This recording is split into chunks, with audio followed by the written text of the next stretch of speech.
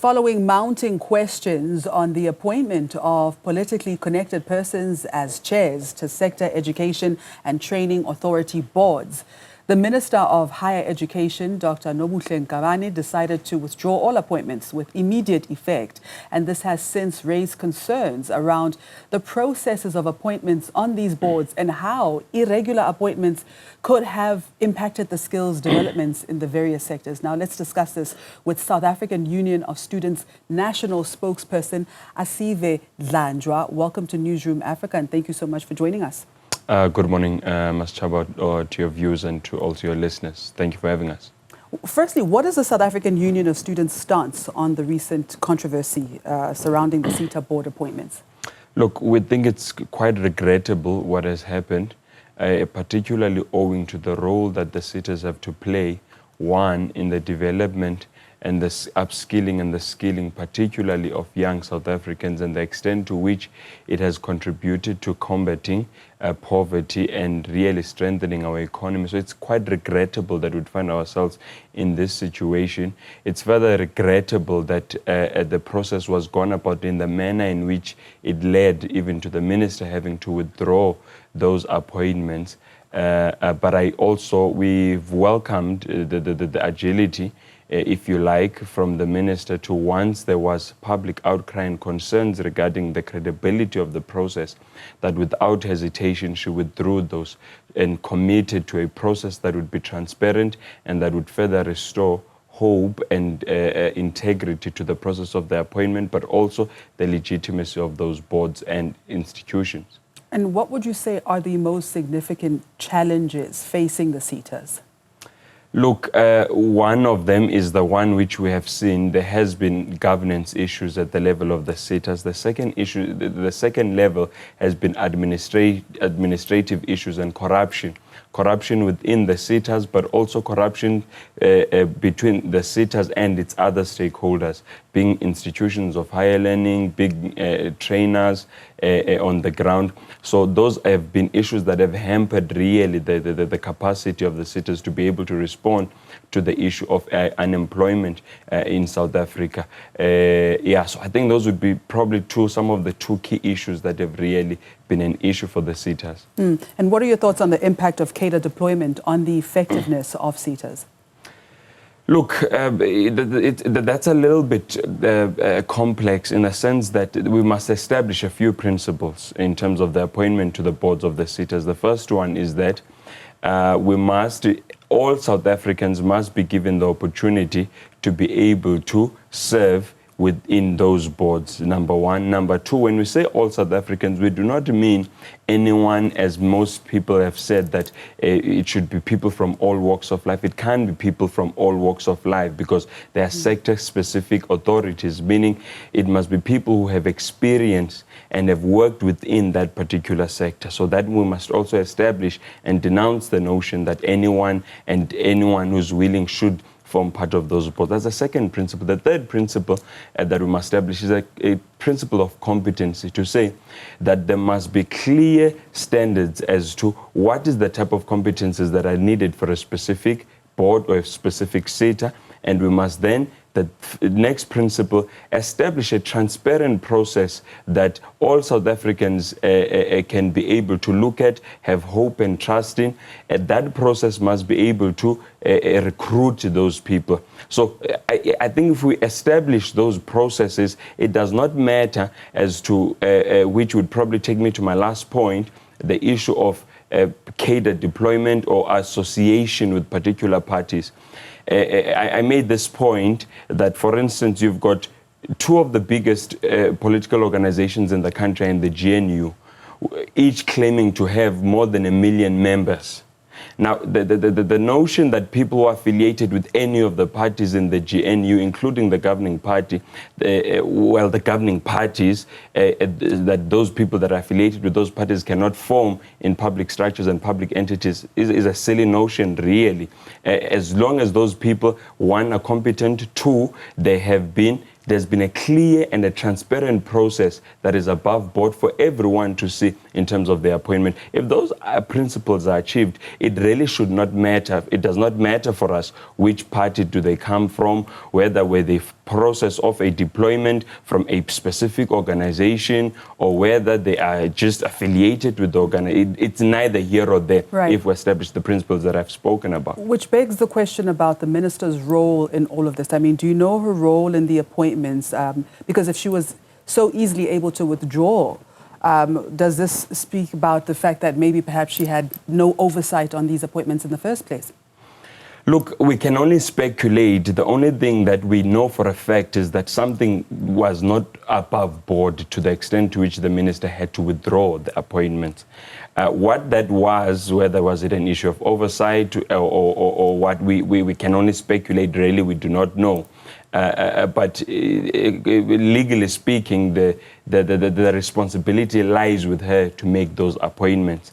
And the process that she would have gone about is probably what, in fact, is what we do not know. And hence we had suggested that maybe instead of withdrawing initially the appointments, that we review the process and should maybe takes us into confidence of the process that was taken to appoint the previous people. Let's talk about that, actually. How do you think that the skills development sector can be protected from political interference, ensure that appointments are actually based on merit and expertise, as you've rightfully indicated? It's not difficult. You establish an independent body of South Africans within that particular sector across from various, the demographic spectrum, and from various political parties and such. So it's not difficult. You do that. The second thing that you do, you establish a clear and a precise process of criteria of what would you look for in an appointment. And the third thing is that your process becomes open, for instance, as you would with your NYDA appointments and other boards such as your SABC board, etc. It's not difficult.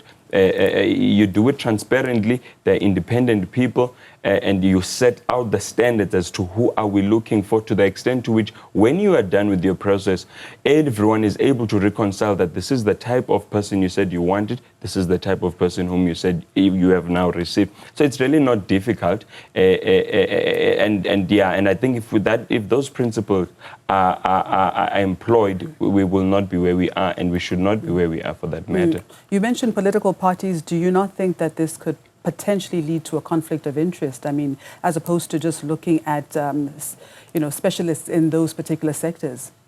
No, that notion would undermine the spirit of the Constitution.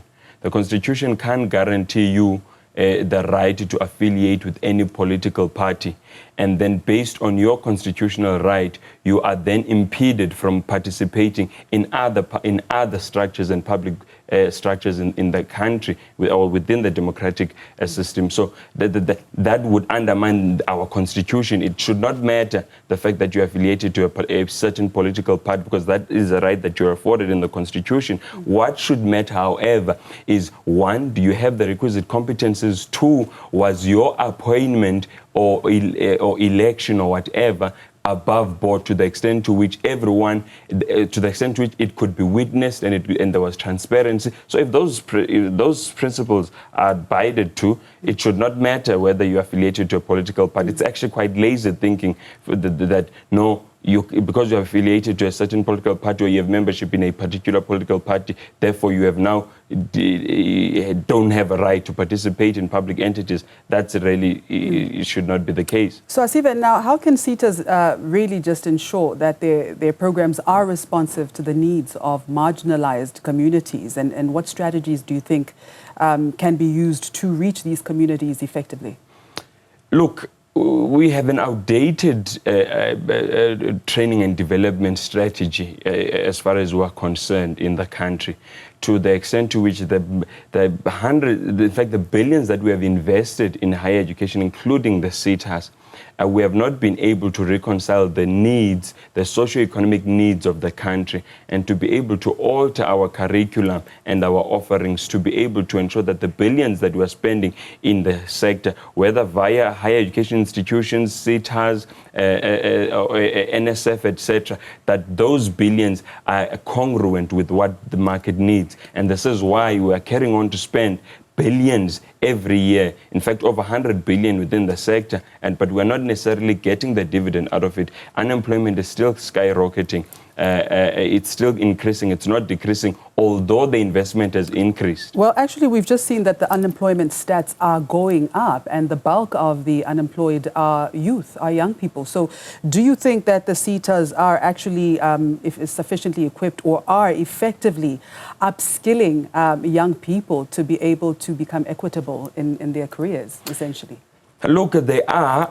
Are they doing that job effectively? That's the question we must discuss. I mean, if the numbers, the unemployment numbers are anything to go by, it would suggest that there's a huge gap between what the SETAs are doing and what they should be doing. Because as I'm saying, you take, for instance, NSFAS alone, in the last 7 years or so, the budget would have moved from 12 billion rand to 56 billion rand in less than 10 years. But unemployment would have increased within that same period, meaning the investment that we're making, we're not getting the dividends there or out of. So which means we've got to overhaul and relook at broadly our training and developmental model in South Africa and be able to align that with the needs of our society and the economy in general. So I think that's the effectiveness is relative to the extent to which, regrettably, the numbers of unemployment, the numbers in GBV and all other social and economic ills in society have risen, whilst also the investment has risen. So we suggest that probably there's an incongruence between the work that we're doing to seek to develop and train our society towards where we think we want to go as a nation. And while we're on this, what concrete steps do you think that the Minister of Higher Education can take to restore public trust in the appointment process of SETA board members? Once again, it's not difficult. The Minister must establish an independent board of South Africans that can be traced, identified, who will lead the process to advise her. The second thing is that process must be clear and given to the public to understand this is how she's going to do it. And then she appoints the people based on the competences which she would have provided for, whether through a gazette or whatever. So it's as simple as that. She follows those 3 steps and there will be no... Obviously, not everyone will be happy, as generally people, we're never happy about everything, but at the very least, there will be confidence that the process was fair, it was free, and it was transparent for everyone to see. And is SASU planning to engage the Minister of Higher Education and other stakeholders to ensure that the interests of students are well represented, especially in the appointment process? Yes, we carry on to do that, but here more than the students, our interest here goes beyond our constituency and it goes to the NEET group, which is unorganized, which are not necessarily even, in fact, they're not even our members.